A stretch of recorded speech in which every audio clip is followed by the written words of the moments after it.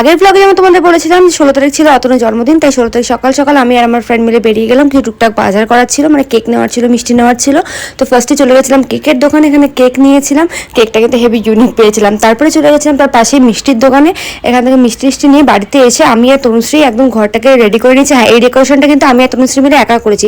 তো যেহেতু একা করেছি তাই আর ভিডিও করতে পারিনি ডেকোরেশন করার সময়, কারণ এই ডেকোরেশনটা করতে অনেক টাইম লেগে গেছিলো। আর ও ডিউটি থেকে আসার আগে সারপ্রাইজ দেবো ভেবেছিলাম। তো দেখো এখানে ওর এন্ট্রিটাও হয়ে গেল, ও দেখে তো খুব খুশি হয়েছিল। তারপর এখানে কেক কাটিং সেরেমনি হলো, এখানে কেক খাওয়া খাই, কেক মাখামাখি হয়ে গেলো। তারপর গিফট ওপেন করার পালা। এই দুটো গিফট আমি ওকে দিয়েছিলাম, একটা ফার্স্ট ট্যাগের ঘুরে দিয়েছিলাম আর একটা ক্যাম্পাসের শু দিয়েছিলাম, সাথে দিয়েছিলাম একটা গিফট। খুব পছন্দ হয়েছিল কারণ কি হোয়াইট কালারের শু আর ব্ল্যাক কালারের ঘড়ি ওর এমনি অল টাইম ফেভারিট।